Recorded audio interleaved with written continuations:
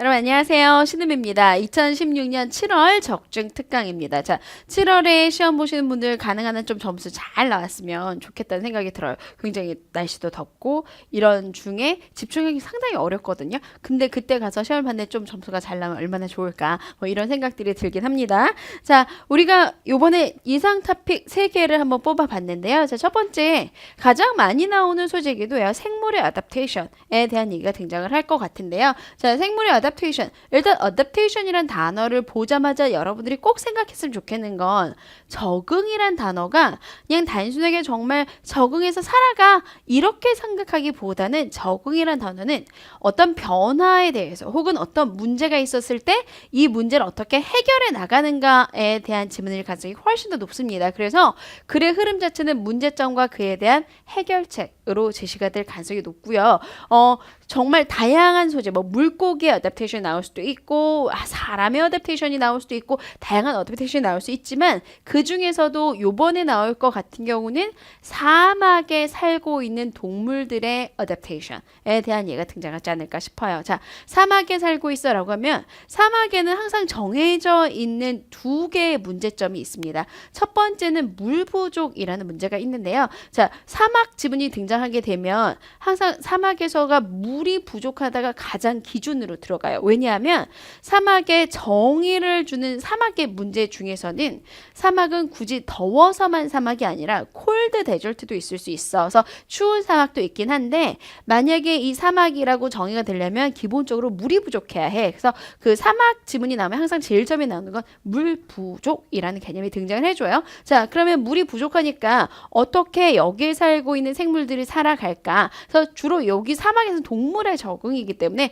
동물들이 그냥 혼자서 살아가는 게 아니라 일단 뭔가를 먹겠죠. 그래서 주로 식물 같은 것들을 먹으면 이 식물의 씨앗 등에 들어있는 것을 가지고 수분을 섭취하게 됩니다. 라는 것이 첫 번째 속성으로 등장해주게 되고요. 자, 그 다음에 두 번째 되게 재밌는 건데 본인의 소변을 재활용을 해요. 그래서 그들에게 있는 어떤 시스템 같은 걸 설명을 하게 될 거예요. 그래서 이 소변을 바로 배출을 시키는 게 아니라 자기 몸에서 한번 이렇게 다시 돌려서 걸러서 필요한 물을 좀 쓰고 그리고 난 다음에 배출을 해. 요런 식으로 들어가서 여러분들 이제 재활용이라는 단어를 제가 써드렸는데요. 요런 것들이 이제 재활용이라고 하게 되면 그죠? 어떤 단어에서 recycle이라는 단어가 등장하게 되면 자기한테 원래 있었던 것을 그냥 원래 그 용도 말고 또 다른 방식으로 한 번 더 사용하더라 라고 해서 recycle 다른 단어로 바꿔주게 되면 recycle은 cycle로 바꾸면 오답이고요. use again 혹은 reuse라는 단어로 들어가면서 오답이 될 거예요. 그리고 이렇게 recycle한다는 개념은 유린을 만들어내는 개념이 아니거든요. 그래서 manufacture로 들어가게 되면 오답이 되고 manufacture가 아니라 이걸 다시 사용합니다라고 해서 recycle, use again 같은 개념으로 등장을 해주게 될 겁니다. 자, 그 다음에 이제 두 번째로 문제점으로 들어가는 게 이제 햇빛의 과다에 대한 얘기가 등장할 가능성이 높아요. 이게 왜 햇빛의 과다 쪽이 더 많이 나오냐 하면 제가 아까 사막이라고 하면 사실은 콜드 데절트도 있을 수 있어요 라고 말씀을 드렸지만 사실 동물들이 살기 좋은 환경은 햇빛이 많은 곳이에요. 그쵸? 여러분들 뭐 그 사파리 같은 경우를 생각을 해봐도 어디에 애들이 있냐면 아프리카 사막 지역에 이런 것들이 같이 연결이 되면서 동물의 적응이라는 지문에서는 햇빛이 많은 뜨거운 열대 지역에 대한 특성들이 등장을 해주게 되거든요. 그럼 열이 너무 많이 받아가지고 열 때문에 문제가 생겨 라고 하게 되면 일단 열을 없애는 게 중요하긴 한데 열을 없애기 전에 가능한 차단을 하는 것에 대한 개념으로 등장을 할 거예요. 자, 그래서 inactive해 보통 dormant란 단어로 paraphrase가 많이 됐었는데 최근 시험에서는 dormant 말고 activation 이런 단어로 등장을 하는데요.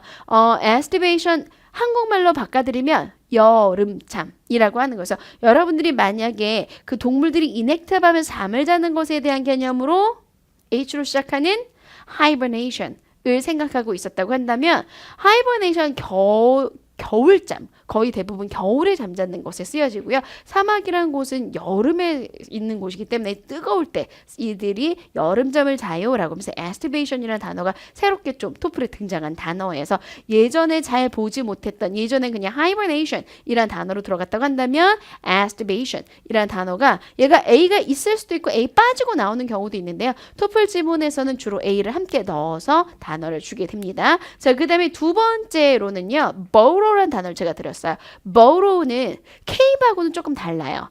그 cave도 동굴이란 뜻이긴 한데 burrow는 군대 갔다 온 사람들이 참호 이렇게 지금 대답을 할 수도 있어요. 파는 거예요. 그래서 누가 파는 거냐면 동물이 파요. 왜 파겠어요? 그죠? 너무 더우니까 이 안에 들어가서 피신하려고 버로를 팔 수도 있어요. 그래서 자기가 쉴 곳을 스스로 마련을 하는 경우들도 있어요. 버로를 파지 않는다고 한다면 뭐 나무 그늘이라든가 쉐도우를 이용하는 경우들도 있는데 이 쉐이딩 에리어 이용하는 것도 있지만 버로란 단어에서 직접적으로 자기가 상당히 어떻게 보면 액티브하게 더위를 피하는 방식으로 들어갈 수가 있습니다. 자, 그 다음에 세 번째로는 insulation이라는 단어를 써드렸는데요. 자, insulation은 막이란 뜻이잖아요. 그래서 여러분들 insulation 보통 뭐 단열 요런 거 할 때 많이 보셨을 텐데 표피가 두껍게 만들어지는 거예요. 그리고 겹이 일반적으로 두 개의 겹으로 얘기가 될 거예요. 그래서 요 인슐레이션 쪽으로 햇빛하고 같이 연결이 되는 소재만 가지고도 지문이 만들어질 수가 있어요. 누가 있냐면 낙타.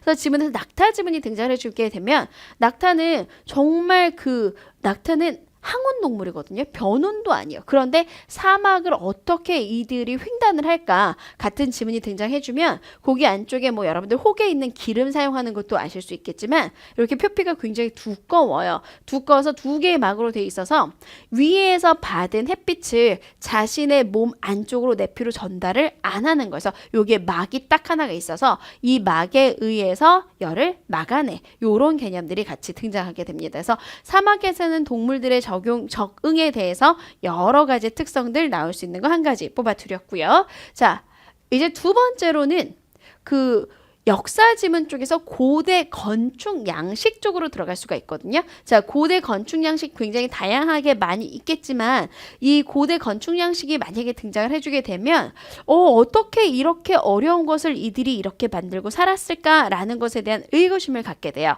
그러면서 글의 흐름 자체는 각각의 이론을 나열을 해주면서 이런 이론에 대해서는 이런 설명이 들어갑니다. 같은 얘기들이 등장을 하게 되거든요. 자, 그래서 예상 소재는 이집트 피라미드의 건설 방식. 그래서 우리가 다 알고 있는 이 피라미드 어떻게 지었을까? 어떻게 이렇게 거대한 것을 만들었을까? 라는 것들이 지문에 등장을 해주고요. 자, 일단 처음에는 이렇게 물어볼 거예요. 왜 하필이면 다양한 것들이 많이 있는데 이 피라미드라는 방식을 채택했을까? 라는 것을 일단 가져가면서요. 산의 모양을 닮아 있어. 그래서 그냥 멀리서 보면 이게 산인지 피라미드인지 제대로 보이지 못할 정도로 이렇게 크게 높게 이렇게 딱 솟아 있잖아요. 그래서 산의 모양을 담고 있는데 이 산이라는 것에 대한 특성을 가지고 산이라는 것 자체는 그저 위로 올라가면서 이 계층의 위쪽으로 도달하게 되는 거예요. 그런데 고대에는 사실은 왕도 중요하긴 하지만 이 왕 위쪽에 신이라는 권력이 존재하게 되죠. 그래서 산 위로 가면서 하늘에 닿기 쉬워라고 하는 것은 사실 제의하고 관련이 굉장히 많이 될 가능성이 있다. 그래서 제의라고 하게 되면 right이라는 단어를 써줄 수도 있지만 ritual 같은 단어 혹은 ceremony 같은 단어가 같이 연결이 될 거예요. 자, 여러분들이 보시는 많은 고대 지문들, 그 고대 지문이 어떤 건축물이 나오든 아니면 다른 것이 나오든 간에 고대 지문들의 특성으로 여러분들이 잡았으면 좋겠는 건 고대는 항상 신하고 같이 연결되는 지문들이 등장을 하게 돼요. 신하고 같이 연결되는 얘기는 제의라는 것이 항상 등장한다라는 걸 기억을 하시면 좋고요. 자, 그리고 다른 문화에서도 이 피라미드 모양은 많이 나타났지. 고대인들이 이 제의하고 연결하기에 가장 기본적으로 생각했던 것이야 라고 해서 이집트에서 뚝 떨어져 있는 신대륙으로 가서 마야나 잉카 문명에 가도 피라미드 형태의 이 특성들을 많이 등장을 하거든요. 그래서 다른 곳에도 있었어 라는 것들이 같이 제시가 되고요. 자, 그 다음에 그러면 어떻게 이 피라미드를 건설했을까? 굉장히 피라미드 하면 항상 나오는 게 그거죠. 정말 커다랗고 무거운 돌덩이에요. 하나하나가 한 2, 3톤 정도 되는데 이 거대한 돌덩이를 어떻게 움직여서 그리고 움직여서 끌고 가는 것만 해도 문제인데 어떻게 쌓아 올렸을까까지 이렇게 제시가 되는데요. 일단 기본적으로 가장 처음에 제시가 되는 건 주변에 있는 채석장에서 돌을 깎아다가 그래서 이걸 끌고 가서 쌓았어. 있어. 그리고 끄는 방식에 대한 얘기도 나올 수도 있어요. 끄는 방식은 뭐 밑에 log를, 나무를, 통나무를 이렇게 놓고 나서 끌고 갔어 라는 것들이 등장해 줄 수 있고요.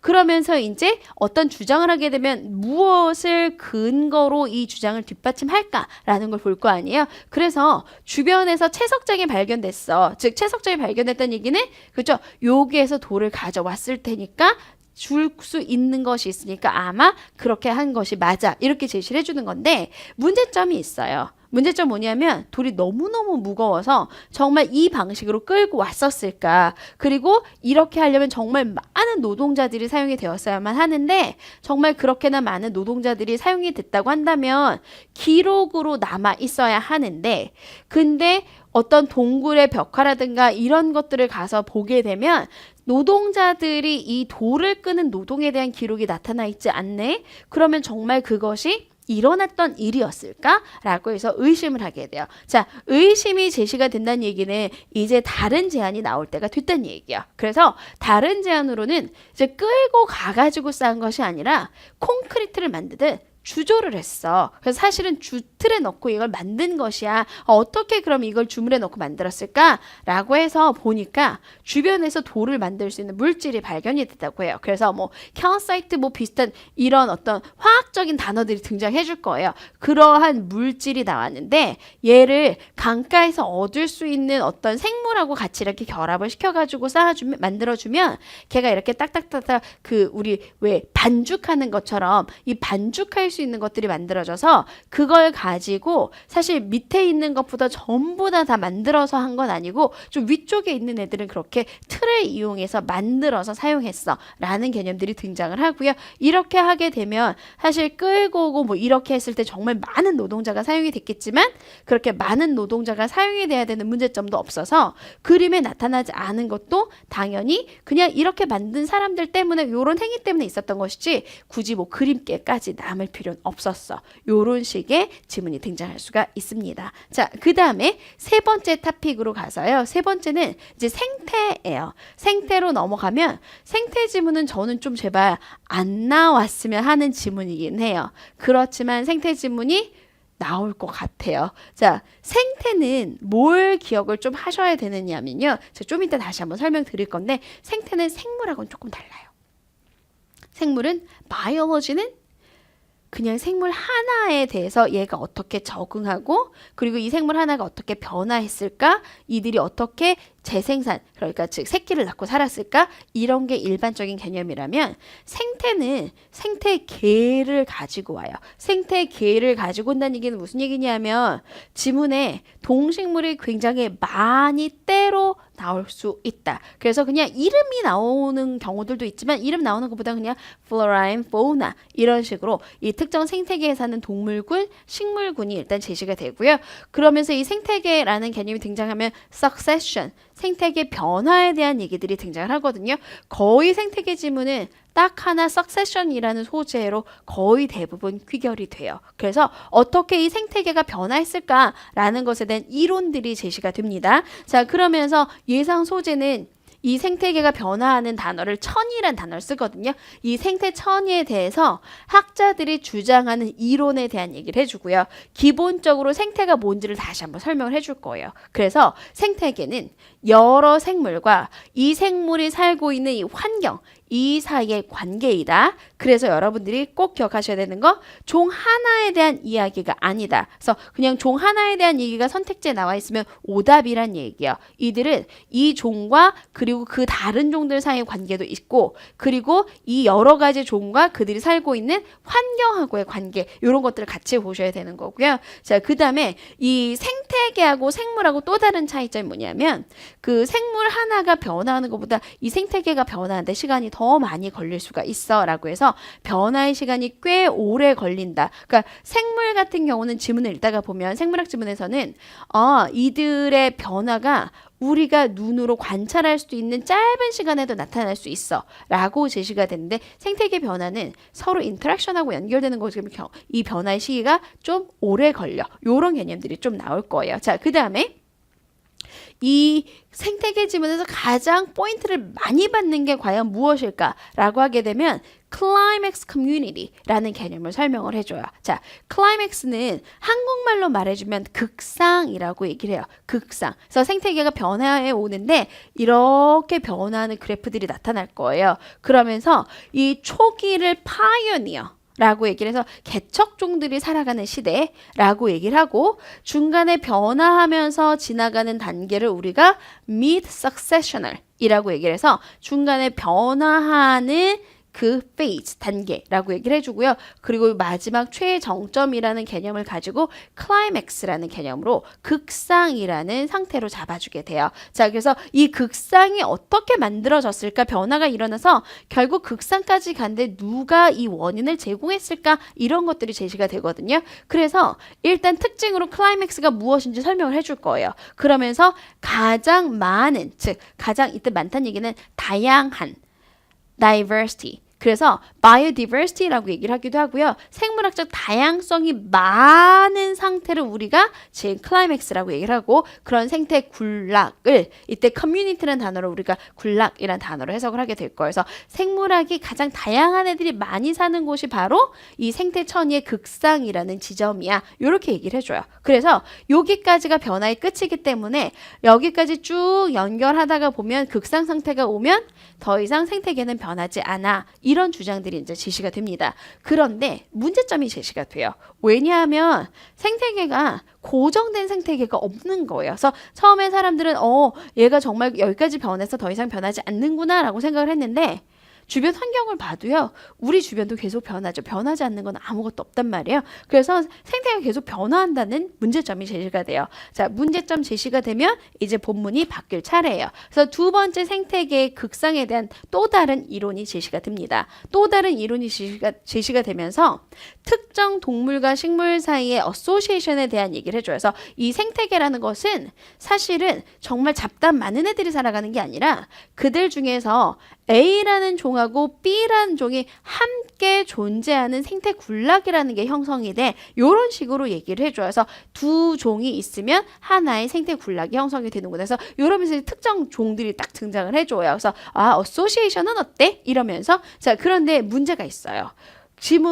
여러분들이 지문을 보시면 아시겠지만 그런데 사실은 전 세계의 이 생태 군락만을 봤었을 때 이 특정 생태계에서는 둘 사이의 관계가 있었는데 그런데 전 세계에 있었던 생태 군락들을 보니까 둘 사이의 특정 관계가 보이지 않는 거예요.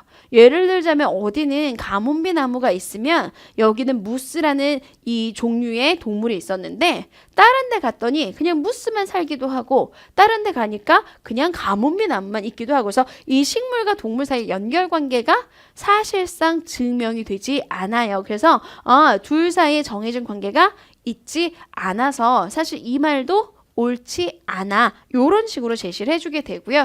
그래서 이제 세 번째로 넘어가게 돼요. 자, 세 번째로 넘어가면 이제 여기가 바디 끝일 가능성이 굉장히 높아요. 여러분들 지문을 보다가 보면 뭐 4개의 바디가 나와 있는 경우들도 있는데 일반적으로는 한 3개 정도가 등장을 해주고요. 제가 이거 3개, 4개를 말씀드리는 이유는 뭐냐면 서머리 문제를 풀 때 자꾸만 바디가 3개로만 이루어져 있다고 생각하시는 분들이 계세요. 일반적으로는 바디 3개가 맞아요. 그런데 바디는 3개만 나오는 게 아니라 4개가 나올 수도 있고요. 아니면 2개가 나오는 경우도 있어요. 그래서 무조건 바디가 3개야 이렇게 생각하는 게 아니라 어떤 내용이 내가 읽었던 그 단락에서 중요한 내용이었을까? 이걸 생각하면서 보셔야 나중에 서머리 문제까지 제대로 맞출 수가 있거든요. 자, 그래서 이제 세 번째 애가 나왔는데 요 클라이맥스는 거의 딱 3개 정도가 등장을 해줘요. 그러면서 사실 그건 아니고 환경이라는 게 이 생태 군락에다 영향을 미쳐.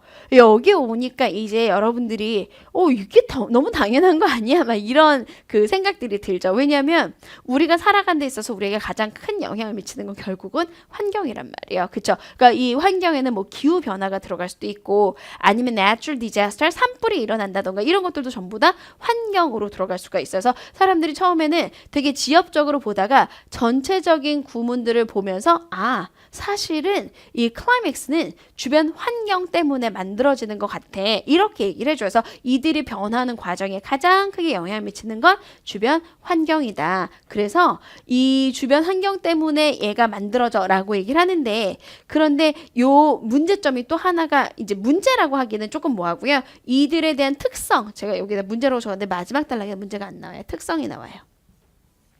그래서 이 이론의 특성은 그럼 무엇이니? 라고 얘기를 해주면서 아, 환경의 변화에 의해서 다양한 생물들이 살아갈 수 있고 만약에 환경이 변하게 되면 이 생태계가 파괴가 될 수도 있고 이렇게 되는데 그런데 그러면 어떤 생태계가 더 오랫동안 살아남을 수 있을까? 같은 개념들이 제시가 돼요. 그러면 다양성을 가진 생태계가 이 다양성이란 개념을 우리가 아까 diversity란 단어를 썼잖아요. 그런데 시험에 다양성이 생태계에서 나오면 patch란 단어를 써줘요. patch. 여러분들 왜 패치니까 어떻게 이렇게 붙이는 거 생각나시죠? 이렇게 붙이는 거예요. 그러면 어떤 환경이 있는데 패치한 환경은 여기저기 막 누더기가 붙어 있는 환경. 그러니까 환경 자체가 여기저기가 전부 다 달라요. 그러면서 이렇게 패치한 환경을 가지고 있어서 똑같은 하나의 생태계지만 다양성을 가지고 있는 생태계가 하나의 하나의 생태계로만 구성이 되어 있는 좀 단순한 유니폼한 생태계보다 더 연속이 되면서 지속이 되고 계속 살아갈 가능성이 높아 이렇게 나오거든요. 요건 여러분들 생물학 지문에서도 동일하게 나오는 개념이에요. 뭐냐면요. 만약에 여기 환경이 딱 하나만 정의가 돼 있잖아요. 그러면 만약에 여기 산불이 난 거예요. 이게 환경의 변화 때문에 산불이 났어요. 그러면 불에 약한 종만 살고 있었다고 한다면 어떻게 되겠어요?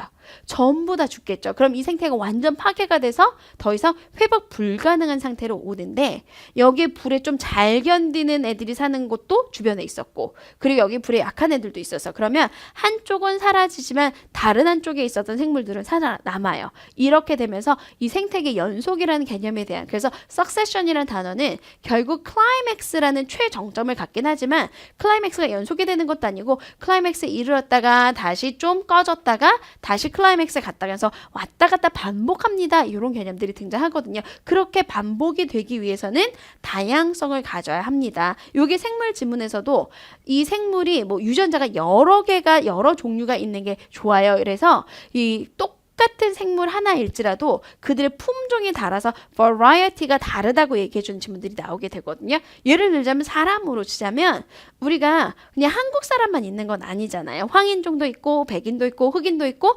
유전자들이 서로 다르기 때문에 이 유전자 때문에 환경이 다른 환경을 서로 잘 적응하며 살아가 이렇게 나오는 거라서 이렇게 다양성을 가진 생태계가 사실 그냥 하나의 독특한 유니폼한 환경을 가지고 있는 생태계보다 더 잘 진행이 된다. 이런 식으로 질문이 등장해주게 됩니다. 그래서 생태는 워낙에 개념이 좀 어려운 개념이지만 그럼에도 불구하고 이 다양성으로 연속이 되어 변화하면서 지속돼요 라는 개념을 좀 기억을 하시면 나중에 시험 보실 때 도움이 많이 되실 거예요. 그래서 이렇게 토픽 3개 잡아드렸고요. 7월에 시험 잘 보시고 시험 잘 보시면 제가 홈페이지 들어가 보니까 이거 있더라고요. 장학생 선발하고요. 그리고 여러분들이 자기 시험 공부해가지고 열심히 공부해서 점수 나서 이거 쓰시면 그러면 거기에다가 잘하신 분한테 상금도 주고 여러 가지 기회가 많이 있대요. 그래서 시험 잘 보시고 나중에 후기 게시판에서 또 만날 수 있었으면 좋겠습니다. 자, 그러면 다음에 또 뵙지 말까요? 그러면 7월에 시험 잘 보시고 파이팅입니다.